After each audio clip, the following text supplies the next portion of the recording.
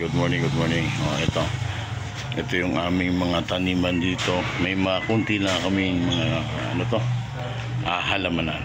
Ito lemongrass po yan para daw sa lamok, pampatakbo. Okay. Pero ang purpose yan, kinakain po yun ng aso. May kalabasa din ako. Yan, kalabasa.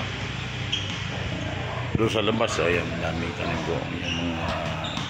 May kakao, may rambutan, kompleto po dyan. Ayun, lagi namin na-harvestan yung lugar. Yun yung kamyas. Kukunin ko na sana yung saging kanina. Nasa kanila. Ayan.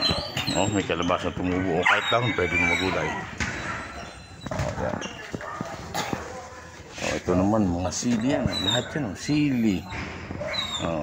Walang sayang. Lahat ng tapon na plastic may tanim. Lahat po yan tulad nito. Sili po yan. Hindi po yan sayang. Yan ay nasa gilid ng bakod namin. Ayan, mga sili yan. Ito naman nasa taas. Yan yung mga kinuha kong talbos nung isang araw doon sa bundok. Yan, nakatanim na. At tingnan nyo, buhay na siya. Ito, may ano na. Yan. Nasa mga galon na ginamit. Tingnan nyo po ito, ang ganda ng talbos. Ilang linggo lang yan. Yan yung dala-dala kong huwag kang maingay. Labas kasi ko yun ang labas eh. Ito kangkong yata to. Kangkong to. Yan. Yung dala kong tanglad. Ayan na. Buhay na. Sa estero. Yung mga papayang yun. Kaya dito po sa hindi sila namumroblema sa gulay. Ito siling manghang. Mga gulay din, may mga halaman din si mother. Ayan. Pero may halo pa rin sili. Ayan yung manghang na sili. Ayan yung tinatawag na silit. Silit.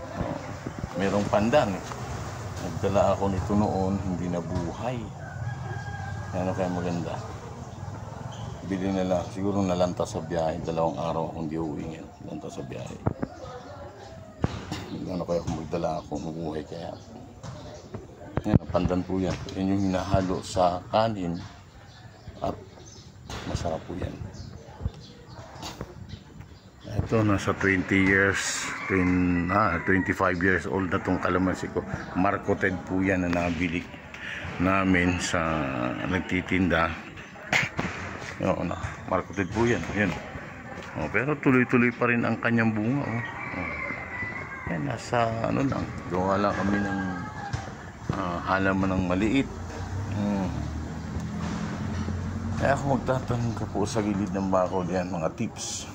Kaya sabi ko nga sa inyo, hindi kami nawawala ng ampalaya. Ayan, binalot ang nanay. Ayan, bago to. Mga bago to, kaya nung isang araw, dami kong nakaing ampalaya. Ito isang gulay na malunggay daw ang sabi nila. Pero may luya. Pagkailang dati noon itong area to puro luya yan. Yan. Ito ginulay ito. Sarap ang dahon nito. Nakalimutan ko na pa.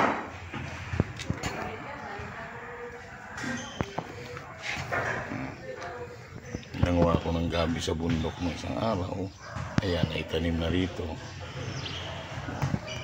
Ayan, naitanim na.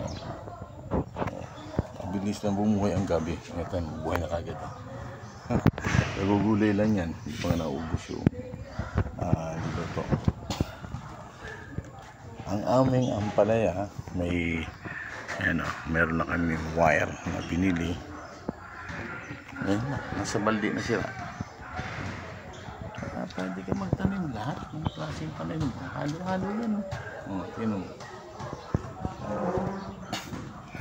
Malunggay namin. Sa Sirampaldi.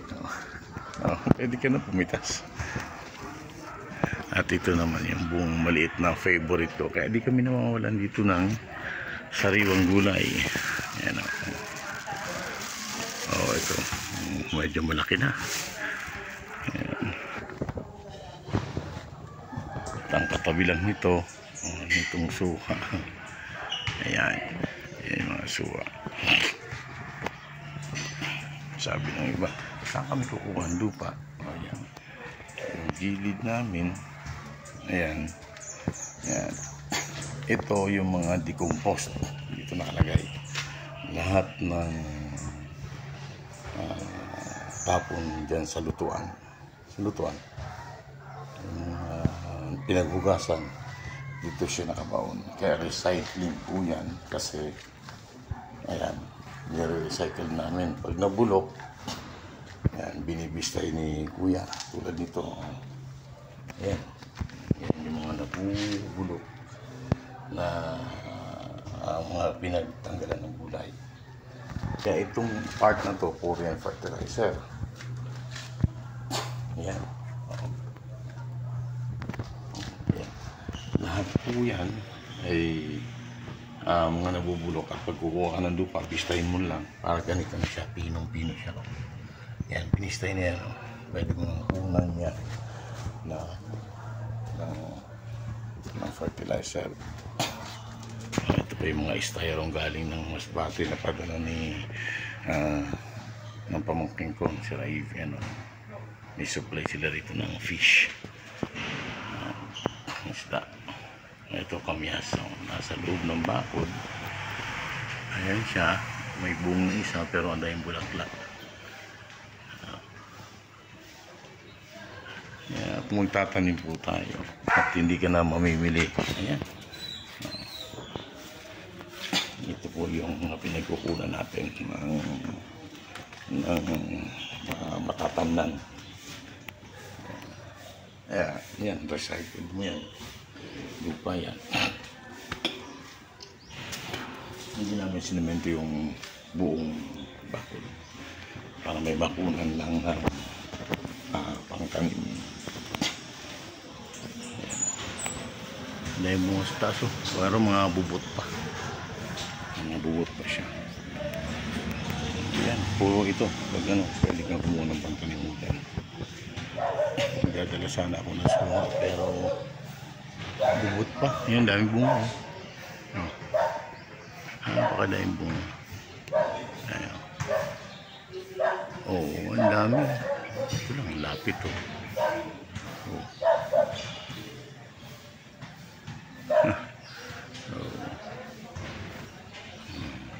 Ayan. Yan po yung aming bakod na puno siya ng pananim na mga gulay.